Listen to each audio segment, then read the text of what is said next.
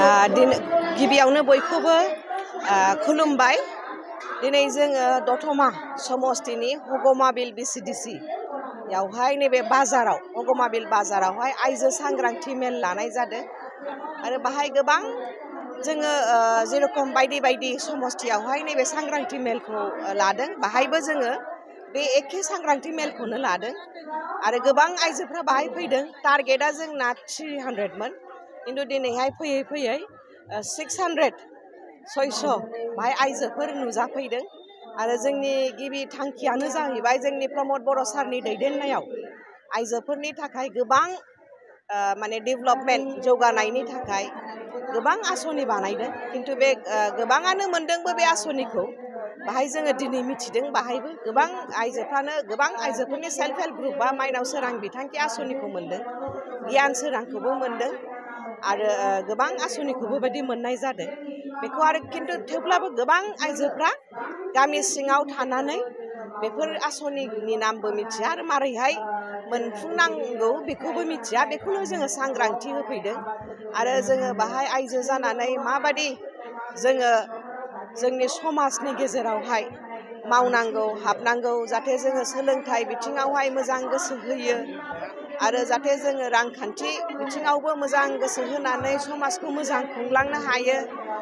जोंनि समाजनिफ्राय जाहाथे जोंनि लाइमोन सेंग्रा सिख्लाफ्रा ड्राग्सखौ माने लाया, बेबहार खालामा, जाहाथे जोंनि आइजो फरायसा फरायसुलिफ्रा जाहाथे माने मोजाङै फरायलाङो, स्कुल ड्रप आउट जाया आरो जाहाथे जोंनि बड'फानि नामावहाय बे सुपार 50नि जे आसनि बेखौबो जाहाथे जोंनि नैबे ओनसोलनि गथ'फ्रा बेखौ बुजियो मिथियो आरो जाहाथे बेहाय बिथांमोना खाबुखौ लानो हायो।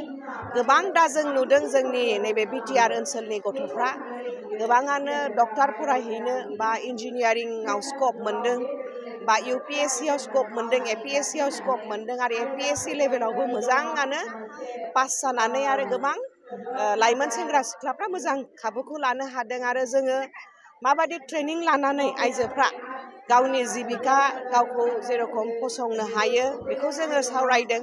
राजनिति बिथिङावबो जोङो माबादि माने सांग्रां जानांगौ फैगौ समावहाय, जाहाथे जोङो आरो प्रमद बर' सारनि सरकारखौनो जोङो लाबोफिननानै जे आइजोफोरनि जौगासारनायनि खामानिया जाहाथे जाफुङो। आइजोफोरनि थाखाय जिहेतु बिथाङा आवगोलावनि सरकार आइजोफोरनि थाखाय जेबो बेबायदि सेपारेट बाजेट दोनाखै, किन्तु प्रमद बर' सारनि दैदेननायाव आइजोफोरनि थाखाय सेपारेट बाजेट दोनदों। बड'लेण्ड वुमेन इम्पावारमेन्ट मिशन बानायदों। दा 650 हिन्जावफोरखौ बड'लेण्ड वुमेन चेम्पियन बानायनो थांगासिनो दं। गासिबो 420टा बिसिडिसिआव जोंनि थेंफाख्रिनि माने आसनिखौ थेंफाख्रिनि आसनिखौ बानायनानै साफा बिसिडिसिआव जाहाथे आइजोफोरखौ मोजाङै दैदेननो हायो, जाहाथे बियो मावहैनो हायो, जोंनि आइजोफोरखौ स्रां होनो हायो, बिनि थाखाय बेफोर खामानियाबो जागासिनो दङ। हेन्डलुम मिशनाव दिनैहाय लाख आइजोफ्रा इनभल्भ जाबाय।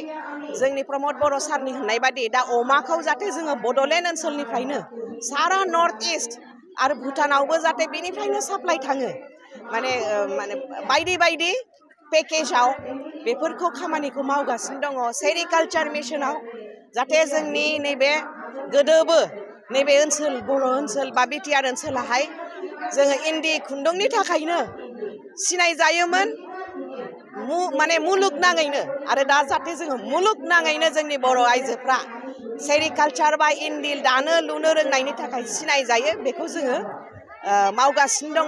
आरो GI टेगबो जाबाय, जोंनि दख'ना आर'नाइ सिनायथि मोनबाय, दामनाय देनाय जानाय लोंनाय बेफोरखौनो जोङो दिनै बाहायबो सावरायदों। आरो फैगौ समाव जोंहा आइजोफ्रा जोंनि मान सन्मानखौ लाखिनांगौ।